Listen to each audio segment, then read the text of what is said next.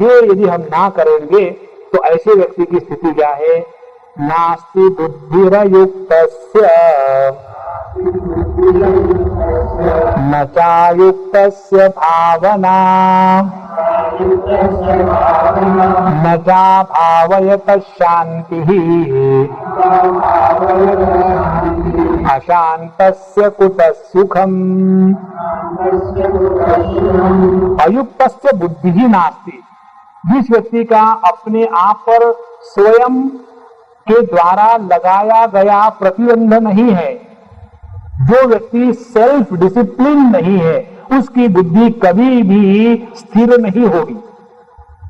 जीवन में बहुत आवश्यक बात यह है कि we have to be self discipline. Whenever the discipline is self-imposed, it is freedom. And whenever the discipline is imposed from outside, it is a bondage.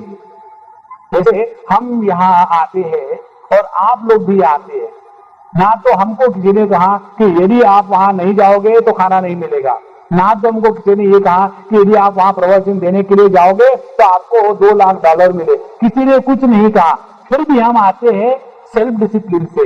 आपको भी यहाँ आकर के किसी ने कुछ नहीं कहा कि यहाँ आओगे तो 10-10 रुपए लो और बैठो, वो भी नहीं।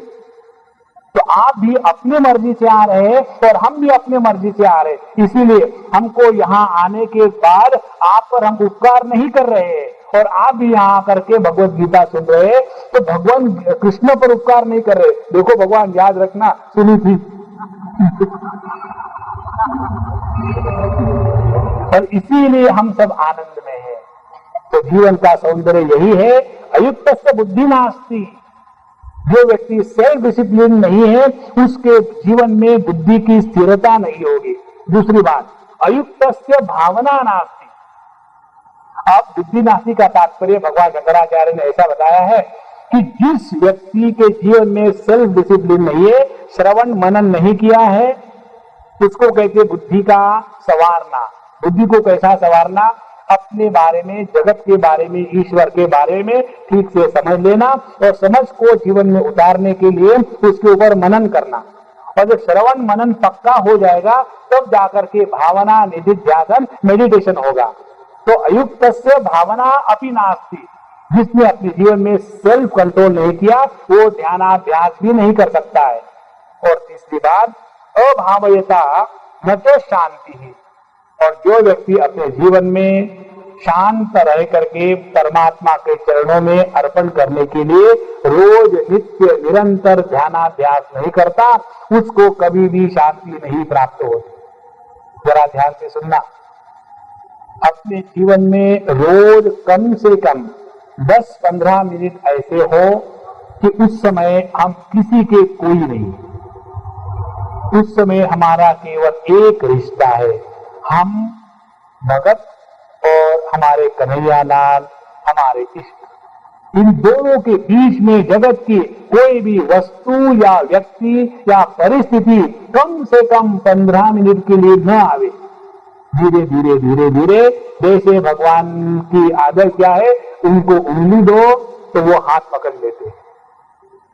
थोड़ा उनके साथ कोऑपरेशन करें, 10-15 मिनट केवल प्रभु के लिए, बाकी किसी के लिए नहीं।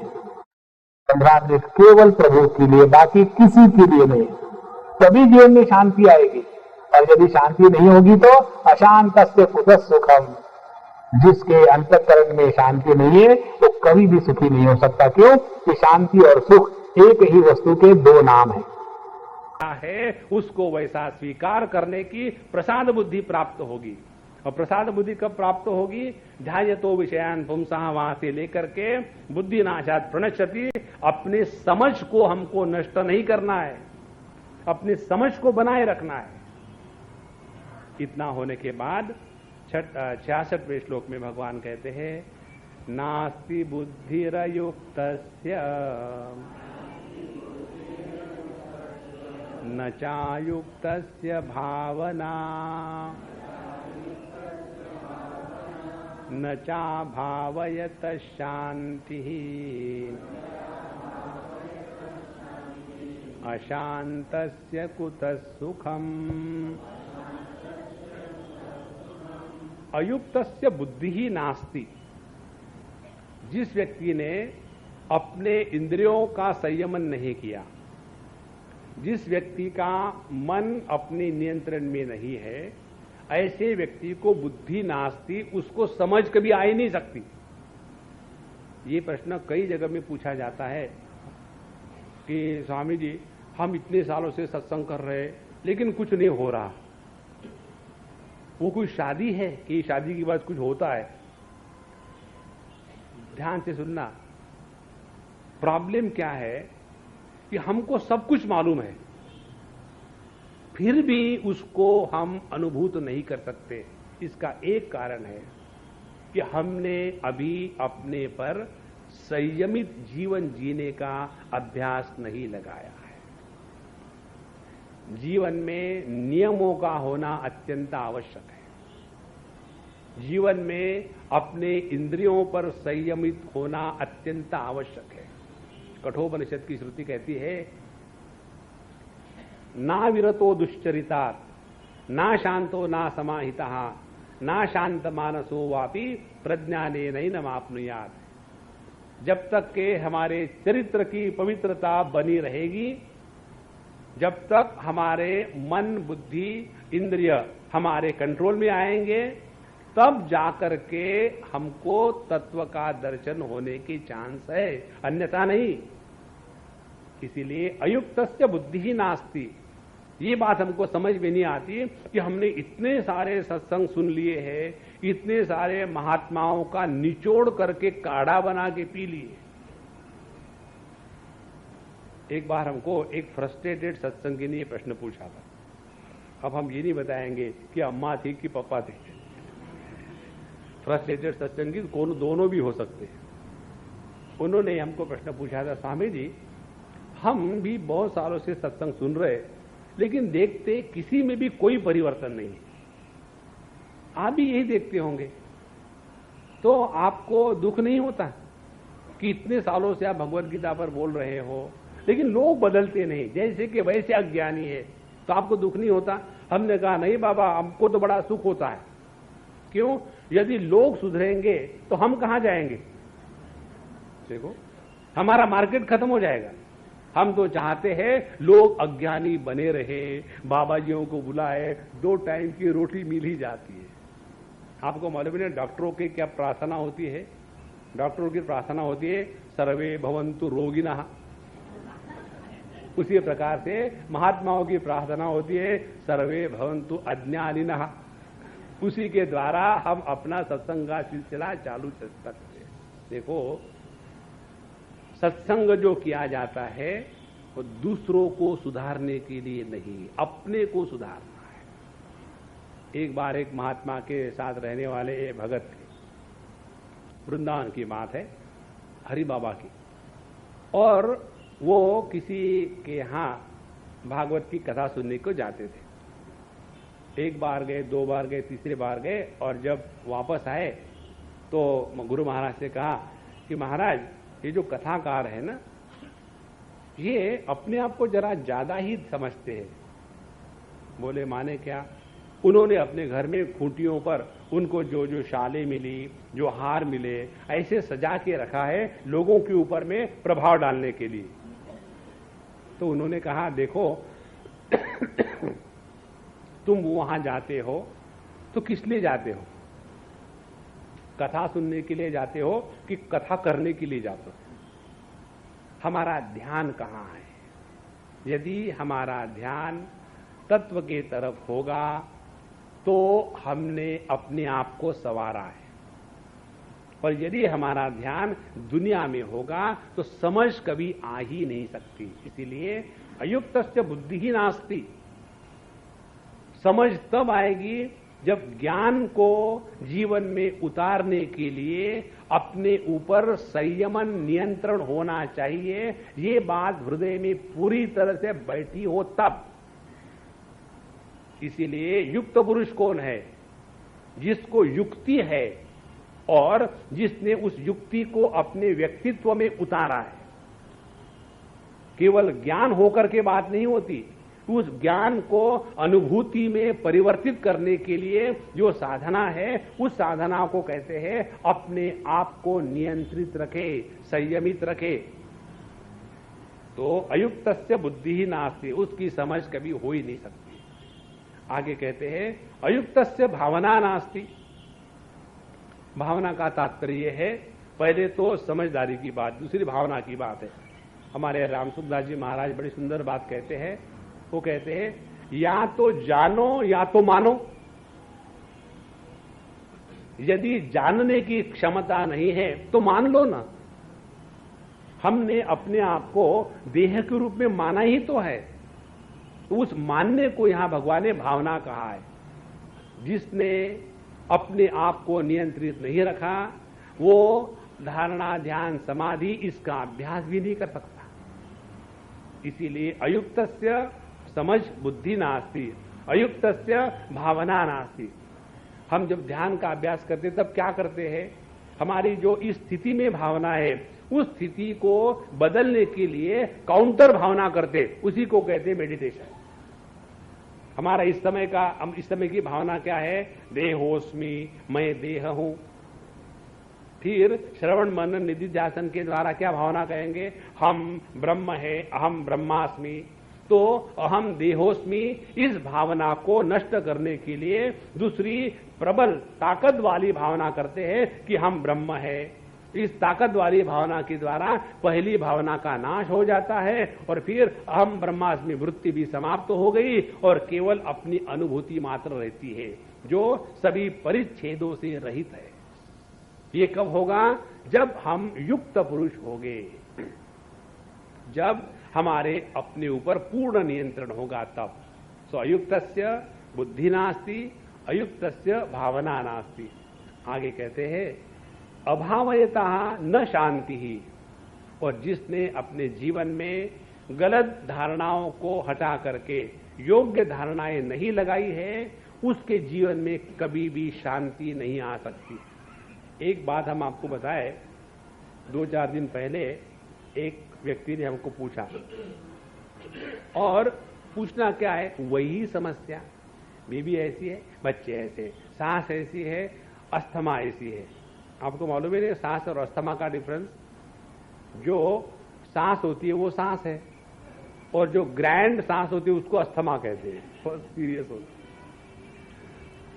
तो इस चीज को लेकर के आप कितना भी डिस्कशन करो, जगत के किसी भी प्रश्न का समाधान आज तक किसी को नहीं मिला। इसीलिए जगत का चिंतन करने के बाद किसी समस्या का समाधान होगा, ये धारणा ही अपने अंतःकरण से निकाल डालो हमेशा के लिए। और जहां हमने इस धारणा को निकाल डाला, देखो किसी भी प्रकार की समस्या है ही नहीं। पंचदशी में एक सुंदर विचार आता है कि जब ज्ञानी पुरुष अद्वैत तत्व में सिद्ध हो गया है तो वो अज्ञानियों को मदद क्यों नहीं करता? तो उसमें बताते हैं विद्यारण्य स्वामी, जिसको रस्सी का ज्ञान हो गया है, वेदांत माने क्या? रस्सी और सांप इसका खेल, उसको कहते वेदांत। सांप आप लोगों को काटने के लिए, रस्सी महात्माओं को लटकाने के लिए। ये दोनों चीज के लिए ये सांप रस्सी का उदाहरण होता है।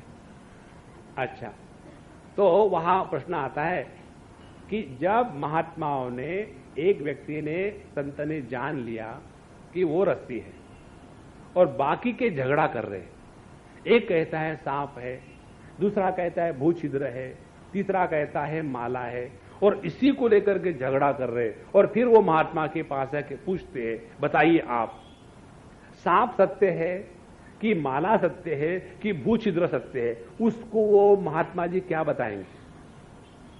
उनको तो अपने आप को बचाना है, क्योंकि उनको मालूम है तीनों गलत है।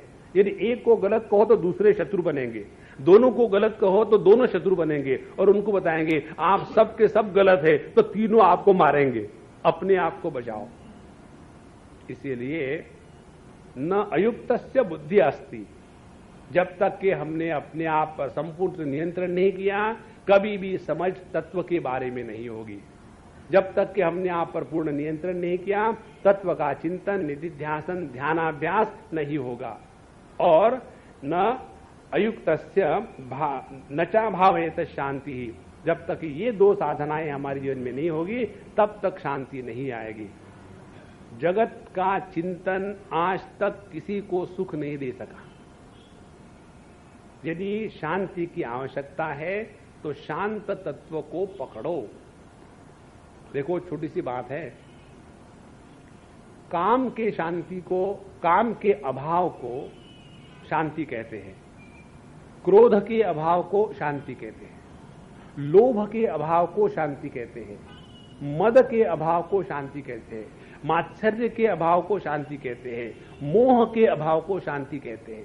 माने जिसके जीवन में शांति की प्रस्थापना हो गई, उसके अंतःकरण से जितने षड्रूपी है अपने आप निकल गए।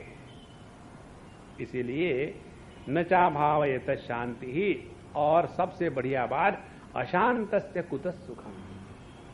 जो व्यक्ति अशांत है उसके जीवन में सुख का कभी नामो निशान नहीं हो सकता। इसीलिए भैया सबसे बढ़िया साधना ये है, शांत रहो। जितना हम शांत रहेंगे उतना जीवन मस्त रहता है। शांति दो प्रकार से होती है, एक मजबूरी का नाम महात्मा गांधी, और दूसरी होती है असली शांति। जो मजबूरी का नाम महात्मा गांधी है वो कैसी है? वो शांति अशांति का विरोधी है। कैसे? मेडिटेशन के लिए बैठे और बैठने के बाद आप डिसाइड कर ले, आप तो मुझे भगवान का दर्शन करना ही है, मेडिटेशन स्विच ऑन, लगा दिया स्विच ऑन, बैठो आप। उस समय में भगवान को तो अपनी लीला चलानी है, भगवान को भी शांति अच्छी नहीं लगती, हम आपको बता दें। तो भगवान क्या करेगा, आपके बाथरूम का जो टैप है वो प्लास्टिक के बकेट पर अभिषेक शुरू करेगा, ठक ठक, और उतने 2-4 बूंदों के द्वारा आपकी जो महाशांति थी वो महाकोला के जैसी भयानक हो जाएगी। और गुस्से में जाकर के आप उस टैप को जोर से करो और वो टैप आपके हाथ में आ जाएगा। कृष्णार्पणमस्तु। देखो, वो शांति जो अशांति का विरोधी है वो शांति का आभास है। असली शांति वो है कि जो किसी का विरोध नहीं करती। मुंडकोपनिषद की श्रुति कहती है, विजानन विद्वान भवते नातिवादी। जिसने तत्व को पहचान लिया है वो किसी का विरोधी नहीं। जो किसी का विरोधी नहीं होता वही परमात्मा है। इसीलिए अशांतस्य कुतः सुखम, जिसने उस शांति को प्राप्त किया है कि जो शांति अशांति का विरोधी नहीं है। चाहे दुनिया में आग लग जाए, अपने मन के शांति को खोना नहीं है। तब जाकर के आनंद, सुख, भगवान की प्राप्ति, इन सब शब्दों का अर्थ अपने अनुभूति में आने लग जाता है। नहीं तो छोटी छोटी बातों को लेकर के गुस्सा करना। हम आपको बताएं, हम उस समय कहाँ थे? कलकत्ते में थे, और उन दिनों में महाराज श्री जी का आंखों का ऑपरेशन नहीं हुआ था, कैटरेक्ट बड़ा हुआ था, और हम उनके सत्संग में जाते थे। और जब उनको दोनों तरफ से, एक तरफ से गोविंदानंद जी महाराज थे, एक तरफ से हम दोनों साथ साथ उनको लेकर के व्यासपीठ पर बैठा देते। वो तो विदेह हो चुके थे उस समय, उनको अपने देह का एक क्षण भी अध्यास नहीं था। तो फिर उनके लुंगी ठीक करना, उनको बैठाना, और वो मस्त रहते थे। और उस समय प्रश्न पूछने वाला प्रश्न पूछता था, और बीच में कोई आ रहा, कोई जा रहा है, कोई माइक ठीक कर रहा है, कोई उनको नमस्कार करता है, कोई प्रदक्षिणा करता है। सभी जितने डिस्टर्बेंस के चांसेस थे सब था, लेकिन वो शांत गंभीर समुद्र के जैसे एकदम स्थिर।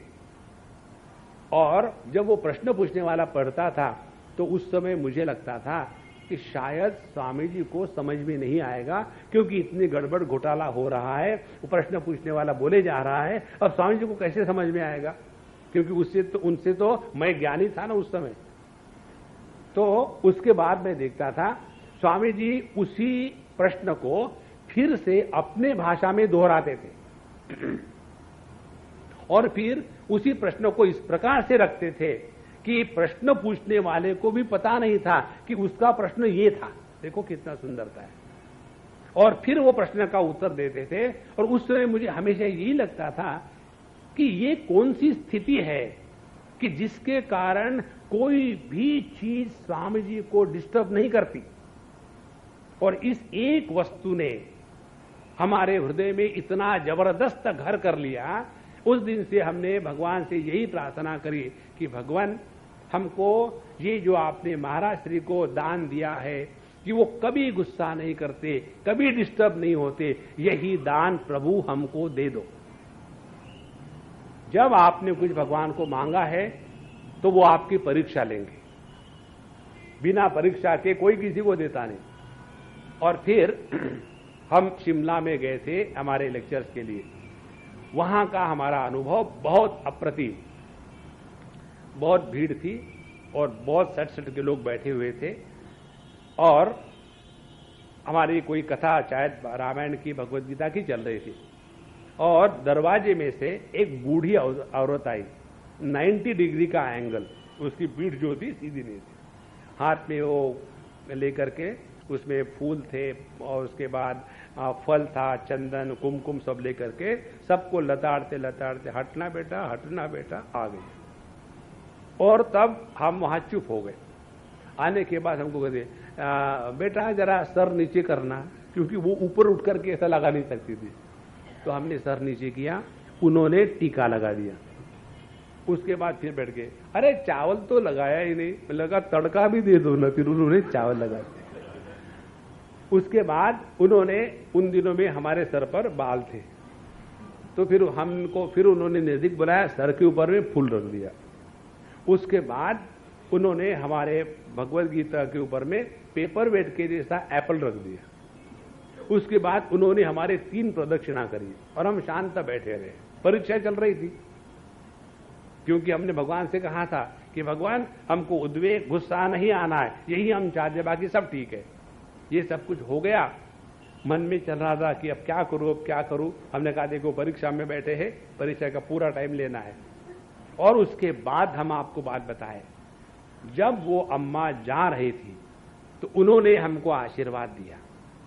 उन्होंने कहा बेटा भगवान तुम्हारे मुख से हमेशा बोले। देखो, यदि हम उस समय उस माता का अपमान करते, गुस्सा करते, तो हमको वो आशीर्वाद नहीं मिलता। इसीलिए सबसे बड़ी साधना ये है, अपने शांति को ना बिगाड़ो बाबा, ये दुनिया ऐसी ही रहेगी। बच्चों को अपने कहने से कोई नहीं सुधार सकता। बच्चों को संस्कार डालने हैं, ऐसा करते करते हम अपने संस्कार कर रहे जिंदा जी। शांत रहो, प्रेम से रहो। जितना प्रेम हृदय में जागृत हो जाएगा उतना सब कुछ समझ में आ जाता है। और जो बात प्रेम के द्वारा, शांति के द्वारा सिद्ध होती है, वो नियमों के द्वारा नहीं सिद्ध होती। आप सब लोग जो यहां आके बैठते हैं और इतना डिसिप्लिन से बैठते हैं, ये नियम के कारण नहीं है, ये प्रेम के कारण है। अपने आश्रम का भी नाम नियमपुरी नहीं है, प्रेमपुरी। और जहां प्रेम होता है वहां वो शांति है कि अशांति के कारण ये शांति का कभी भंग नहीं होता। अशांतस्य कुतः सुखम। इसीलिए बाबा ये बहुत सरल साधना है।